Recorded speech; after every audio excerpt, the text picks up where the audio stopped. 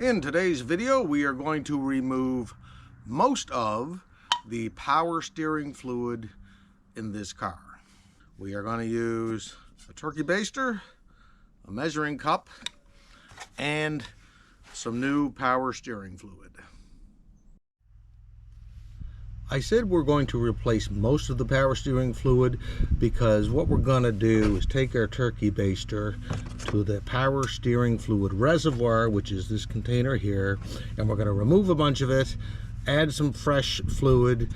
Then I'm going to take the vehicle for a drive, make sure I use the steering system to get that new fluid to be forced down into the steering rack.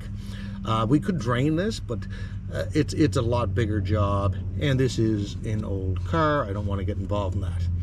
So, as with most vehicles that have a hydraulic power steering system, you will see power steering fluid marked on the reservoir.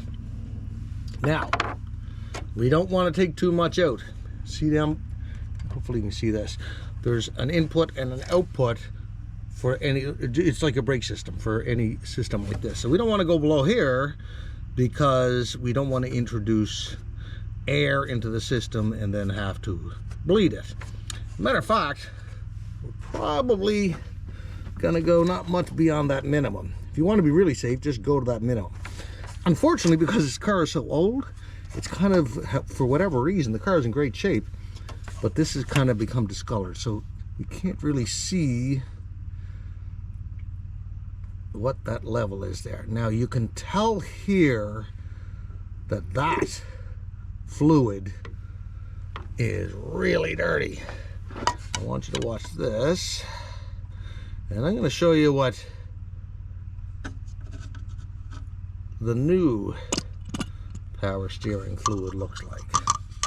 That is really dirty, which, I mean, this is 2004, and as I said, this is 2005, so this has never been done on this car, so it's no shame for it, right?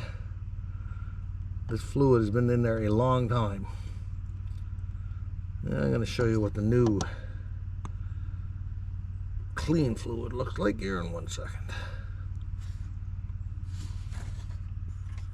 So I've removed about half a cup of old power steering fluid.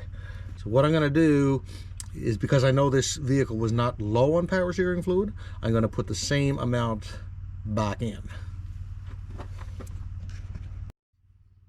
So there's a cup with approximately the same amount of power steering fluid, the new power steering fluid obviously over here, and I'm going to pour that into the reservoir.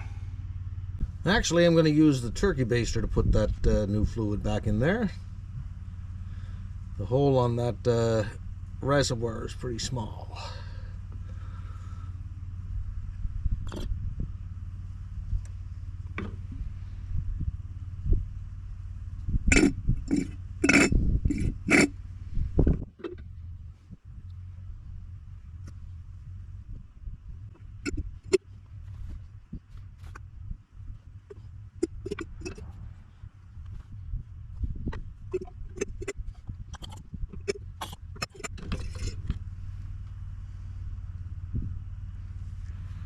I'm going to leave this for a couple of days, drive the car about 100 miles or so, and then we'll do the same thing.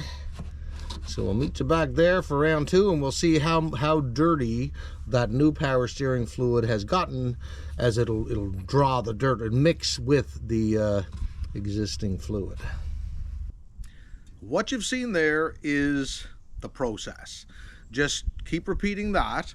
I've done it 6 times now over the period of about a month, and I will say I was pleasantly surprised with the difference it made.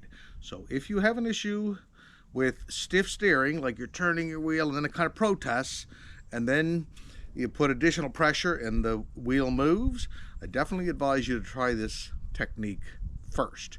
Now remember, this isn't a problem with losing power steering fluid. I checked it because the steering was stiff, but I was not losing fluid. What goes on is that the fluid becomes so thick, as you saw, the power steering pump is having a hard time forcing that power steering fluid down through the steering rack down below to move your wheels. So the rest of this video, I'm going to just compress so it doesn't waste too much time.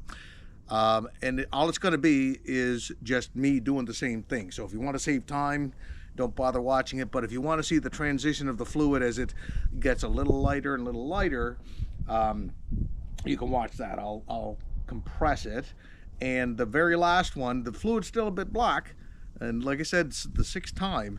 But I could basically stop now. The steering is great. As I said, very pleasantly surprised with how effective this technique worked.